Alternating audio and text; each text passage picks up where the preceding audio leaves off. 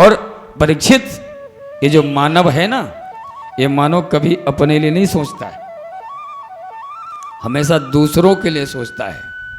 और इसकी ऐसी ऐसी उपमाएं दी गई हैं, सविट बराहोष्ट खरई संस्था पुरुषा पशु। पहली उपमा इस मानव को दी गई है कुत्ते की। आपस में कुत्ते लड़ते रहते हैं, तो हमारे क्षेत्र में कैसे आ गया? ये मेरा क्षेत्र है, मेरा इलाका है, तो मेरे क्षेत्र में कैसे आ गया? कहते हैं कि आपस में देख करके कुत्ते लड़ते हैं छोटी छोटी बातों पर। ये मनुष्य भी, मानव भी लड़ता रहता है। पड़ोसी से झगड़ा कर लिया, कभी घर में झगड़ा कर लिया, झगड़ते रहते हैं, दूसरे पर गाली गलौज करते हैं। कुत्ता भी सोचता है कि जाति तो हमारी से मिलती जुलती है, क्योंकि हमारी भी स्थिति यही है। हम किसी क्षेत्र में जाते हैं अथवा हमारे क्षेत्र में कोई दूसरा आता है तो हम भी भौंकने लगते हैं, हम भी लड़ने लगते हैं। स्थिति तो मेरे जैसी है। तो पहली उपमा है कुत्ते की। सुखदेव बाबा कहते हैं कि परीक्षित, इसका भी लक्ष्य बन गया है, ये दूसरे से झगड़ते रहना, झगड़ते रहना, झगड़ते रहना। दूसरी उपमा दी बिटबराह। बिटबराह मतलब क्या है? जो सुअर होता है, जो गांव में सुअर पाल लेते हैं। दूसरी उपमा इस मानव को वो दी गई है। क्या है कि जो मिल गया वो खा लिया, जैसा मिल गया वैसा खा लिया। अब विवाहों में, शादियों में जाते हैं, आपने देखा होगा कैसे लूट पड़ती। न कोई झूठे गुठे का विचार, न कोई पवित्रता का विचार। ये तो रही भोजन की बात। पहले क्या था कि धन आना चाहिए। पहले स्थितियां ऐसी थी कि दूषित धन को देख करके व्यक्ति डरता था, कहीं दूषित धन हमारे घर में ना जाए, हमारे बच्चों के जो है बुद्धि खराब, भ्रष्ट हो जाएगी, खराब हो जाएगी। दूषित धन से डरते थे। और आज की स्थिति ऐसी है कि दूषित धन हो, कैसा भी हो, घर में धन आना चाहिए। कहाँ से आए, कैसे आए, किस तरह से आए, कोई नहीं, धन आना चाहिए। जैसा आए, उल्टा आए, सीधा आए, धन आना चाहिए। सुअर कहता है कि भैया स्थिति तो हमारे से मिलती जुलती है। क्यों? क्योंकि जब भंडारे के बाद भोजन बच जाता है, उसको भर भर करके ले करके जाते हैं।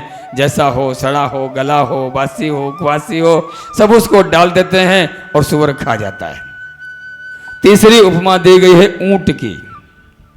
व्यक्ति को थोड़ा पद मिल गया, थोड़ा पढ़ करके ज्ञानी हो गया, या थोड़ा धन मिल गया, थोड़ा बोलने चालने में ठीक ठाक हो गया, तो ऐसे सिर उठा करके चलता है, भागता है।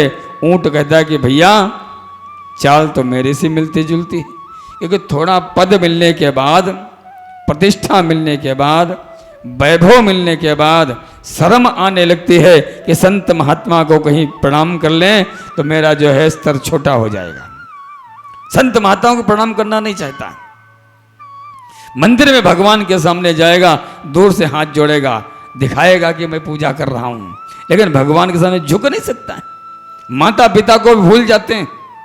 और चौथी उपमा दी गई है महाराज गधे की।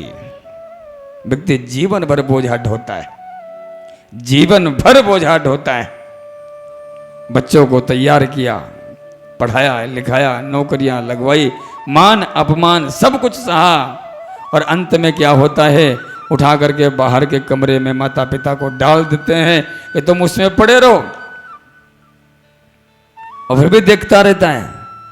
जीवन भर जब भी आप कितना भी अच्छा कर लो लोगों के लिए, परिवार को खिलाते खिलाते परिवार को आप अच्छी तरह से आगे बढ़ा दो, और अंत में जब मिलेगा तो ये कहते तुमने हमारे लिए किया ही क्या है। एक माँ, एक पिता अपने बच्चे को, कोई माता पिता नहीं चाहते हैं कि मेरा बच्चा भटके, सब चाहते हैं कि मेरे बच्चे का उत्थान हो। जीवन में परिश्रम किया, और एक बालक जब माँ को कोई कटु वचन कहता है कितना क्रोध आता है। अरे वो उस माँ को, जिस माँ ने गीले में सो करके स्वयं बच्चे को सूखे में सुलाया, उसकी सेवा की, रातों रात जगी, और वही बच्चा जब बड़ा हो जाता है, जब माँ का पिता का कहना नहीं मानता है, तो माँ को कितना कष्ट होता है, कितना दुख होता है। लेकिन फिर भी माँ जो है मन से हमेशा आशीर्वाद ही देती है, आशीर्वाद ही देती है। माँ कभी बद्दुआ नहीं देती। गधे जैसी स्थिति हो जाती है। और जीवन में जब भी मिला, सुनने को 2-4 बातें मिली, इनाम परिश्रम कभी नहीं मिला। गधा कहता कि भैया हमने भी स्थिति, हमारी भी स्थिति ऐसी ही है, क्योंकि जीवन भर मैंने मालिक के लिए परिश्रम किया, मेहनत करी, काम किया। अंत में क्या हुआ कि जब भी देता था तो इनाम में 4 डंडे ही देता था। अब बुढ़ापा आ गया, शरीर में जान नहीं रही, शक्ति नहीं रही, तो निकाल करके बाहर फेंक दिया कि जा, डंडा मार करके भगा के फेंक दिया। ठीक यही स्थिति मानव की है। गधा कहता कि भैया हमने भी खूब मालिक के लिए परिश्रम किया, काम किया, जब भी मिले 2 डंडे मिले।